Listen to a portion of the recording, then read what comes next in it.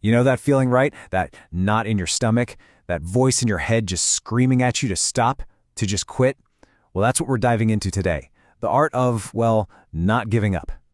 I mean, have you ever really looked yourself in the eye, in the mirror, and just asked, can I really do this anymore?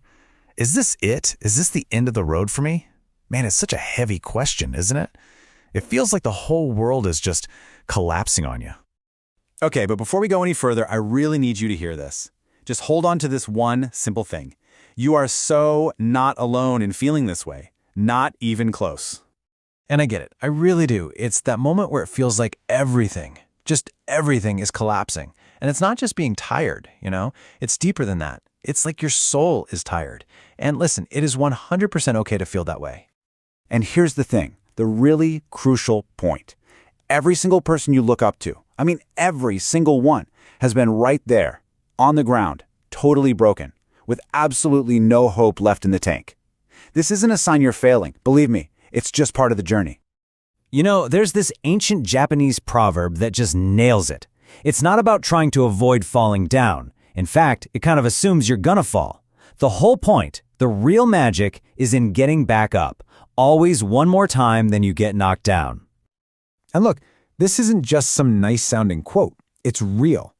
Let's actually dive into some stories that prove it. Stories that show how failure isn't something that gets in the way of success. It's actually a key ingredient. So first up, a name that's basically become a synonym for magic itself, J.K. Rowling. But here's the thing. Before she brought the wizarding world to life, her own world felt, well, pretty bleak. Just picture this for a second. This was her reality. She was a single mom, totally broke, and struggling with some serious depression. And that manuscript, you know, the one that would change everything, it got rejected. Not just once or twice, but by 12 different publishers. 12! And then this happens. From those 12 rejections, she goes on to become the very first author ever to become a billionaire from her books. So you see, her struggle wasn't some kind of detour. No, it was her path. This quote just sums it up so perfectly, doesn't it? Failure isn't this big monster you have to slay to get to success. It's the very road you have to travel to get there. Okay, so Rowling's story is incredible. But what if you're feeling like it's too late for you? Like you've missed your chance? If you've ever thought, I'm just too old, then you have got to hear this next one. Let's talk about the Colonel. Get this. At age 65, an age when most people are kicking back and retiring, this guy was flat broke. He had his secret chicken recipe, and he drove all over the country, sleeping in his car trying to sell it. And you know what he heard? No. Over 1,000 times. Can you even imagine the grit it took to not just give up after that? And now, today, KFC is everywhere, a global giant in 145 countries. And he didn't even start building that empire until after he was supposed to be retired. So let me say it again, it is never, ever too late. So what do these stories really show us? They point to this core mindset, right? It's not just about having talent or a good idea. It's about that unbelievable power of just deciding to try one more time. And honestly, who's a better poster child for this mindset than Thomas Edison? I mean, yeah, we all know him for inventing the light bulb, but really, his name should be synonymous with just sheer persistence. Because before he finally got that light bulb to work, he failed. Like, a lot. The estimates?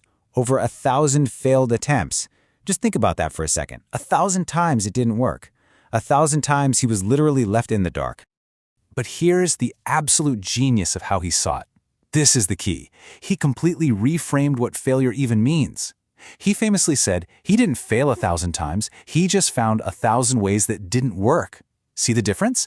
Every failure was just more information. It was learning. He wasn't failing, he was eliminating the wrong answers. Okay, wow, those are some pretty powerful stories, right? So before we wrap this up, let's just pause for a second. Let's take a breath and bring the focus away from them and back to you. Seriously, wherever you are right now, just do this with me. Take one slow, deep breath. In and out. And as you do, just think for a second about everything you've already overcome. All those times you thought, this is it, I can't go on. And yet, you did. Because after all of it, Every single challenge, every setback, every moment you felt hopeless, look at you. You are still here. You're breathing. You're listening to this. You've made it through. And that, right there, that is a victory. Please don't ever forget that. The fact that you're still in the game, that you're still standing, that's not a small thing. It's a huge achievement. So what now? Where do we go from here? From this moment? We look to the future. Because this is the choice we all have every single day. You are not the bad things that happen to you. You're not the rejections. You're not the failures. What you are is what you choose to do right now, the very next step you take. That's where your power is. And I want to leave you with this one last thought. Imagine, somewhere down the road, there's a future version of you. They're stronger, they're wiser, and they are so proud of you for not giving up today. That person is watching. They're waiting for you. So please, keep going.